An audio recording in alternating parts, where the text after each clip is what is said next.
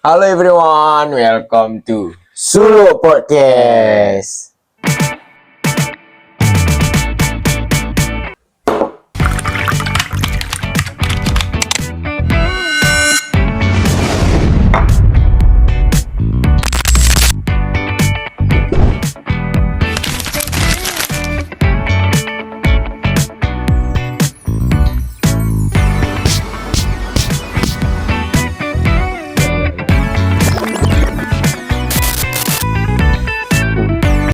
Oke, pada hari ini kembali lagi dengan kami. Sebelumnya kita perkenalkan diri dulu nih. Perkenalkan diri. Oke. Oke, saya Zulfikri dan rekan di depan saya Fahmi Al-Hadi, dan kami adalah mahasiswa dari program studi Ilmu Komunikasi.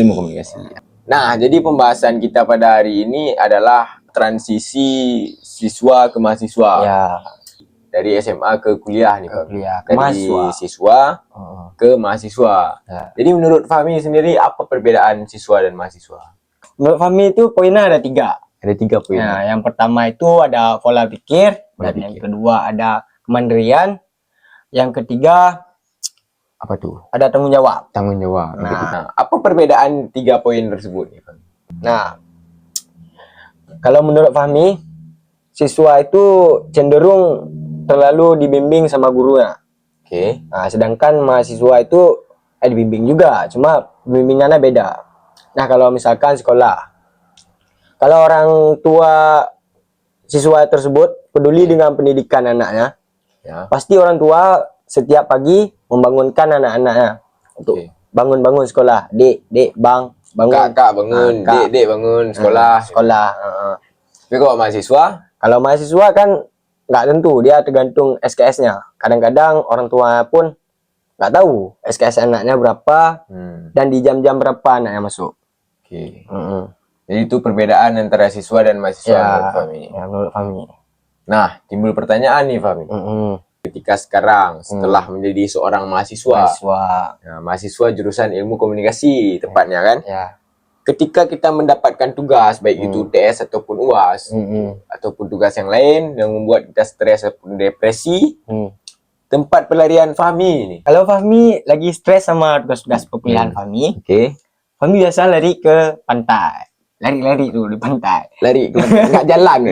Enggak jalan. Lari gitu. Lari. Nah, Fahmi menikmati angin-angin dari laut Ya. dan menikmati senja. Senja adalah Di keindahan sore hari. sore hari. Fahmi larinya ke pantai. Apabila stres ke pantai. Ke pantai. Lebih memilih pantai. Fahmi memilih pantai. Nah, ini menarik Fahmi karena kita memiliki 2 perbedaan tempat pelarian lah. Bisa kita bilang gitu. Karena ketika kita stres dan depresi kan kita membutuhkan ataupun mencari tempat ternyaman. Nah, kok Jul sendiri Jul memilih warkop. Warkop, kenapa Jul memilih warkop? Karena bagi Jul warkop tempat yang nyaman untuk seorang mahasiswa di era sekarang. Di era sekarang. Banyak kita lihat mahasiswa tuh warkop lah. Warkop ya. Nggak ada pantai lah tuh. Menarik Fahmi, itu nih Menarik. itu jarang sekali menjadi pilihan seorang mahasiswa. Tuh. Apalagi mahasiswa yang merantau. Ya, Bang. Nah, tapi kok warkop nih memang menjadi tempat keseharian nih. Karena warkop kan bisa menjadi rumah produksi juga bagi mereka. Fahmi suka kopi nggak? Fahmi kemarin-kemarin tuh Fahmi nggak suka sama kopi. Sebelumnya Fahmi nggak suka kopi. Fahmi suka di semester 4 di perkuliahan lah. Oke, spesifik. Ya, spesifik. Semester 4. Kenapa di semester 4 Fahmi suka kopi? Karena dengan banyaknya tugas-tugas yang menumpuk dan stres menurut Fahmi.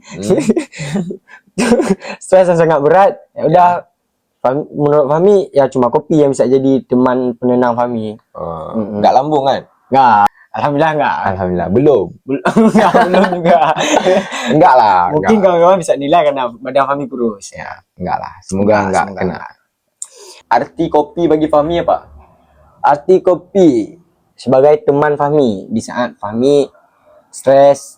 Dia menemani Fahmi di saat Fahmi lagi banyak-banyaknya tugas tuh kan sakit kepala Fahmi tuh. Ya kopi lah penenang. Berarti Fahmi mengartikan kopi ini sebagai teman. Sebagai teman. Nah, ini berbeda lagi Fahmi. Ya. Karena Jul sendiri mengartikan ataupun memaknai kopi ni sebagai jembatan komunikasi. Oh, sebagai jembatan. Maka Jul lebih memilih warkop karena di warkop kita jumpa orang kan.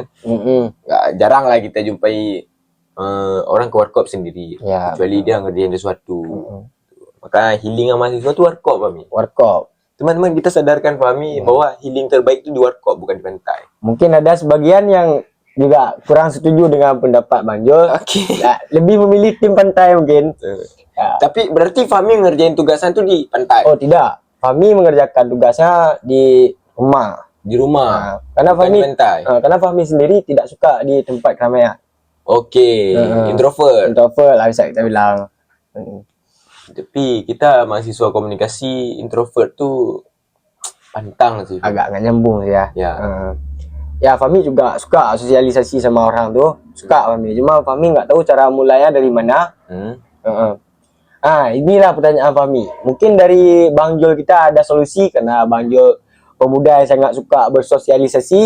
Mungkin ada sedikit tips dari Bang Jul buat kita. Untuk tips ataupun cara kita nggak introvert tu sebenarnya di diri sendiri. Karena di diri sendiri karena kalau kita bilang takut untuk memulai, bagi Jul sendiri tu banyak orang yang berfikir seperti itu. Ya. Jadi kalau semua yang nggak mau memulai, nggak mulai-mulai tu. Ya. Nah, jadi kuncinya tu berani aja. Berani memulai, berani kita ngobrol, pasti dia ngobrol juga. Pasti balik ya. Ya.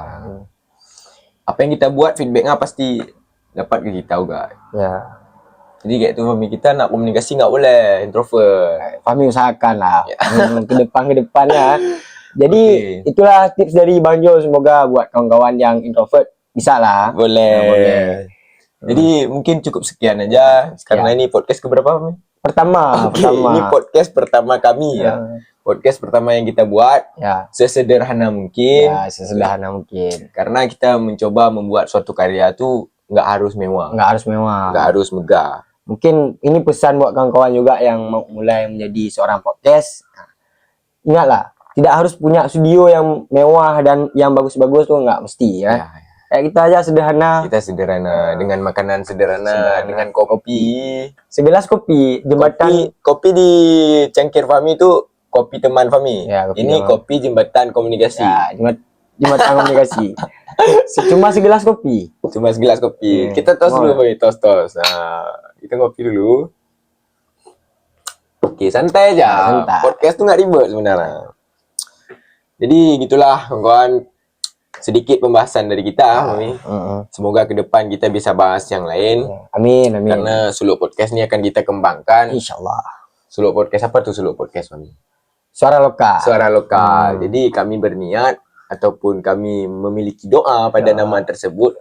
Semoga tokoh-tokoh inspiratif di lokal khususnya Aceh Barat bisa kita undang jadi narasumber di sini. Amin. Kita banggakan PDH kita. Amin. Bisa. Kawan-kawan, see you again. Suluk Podcast, podcastnya orang lokal.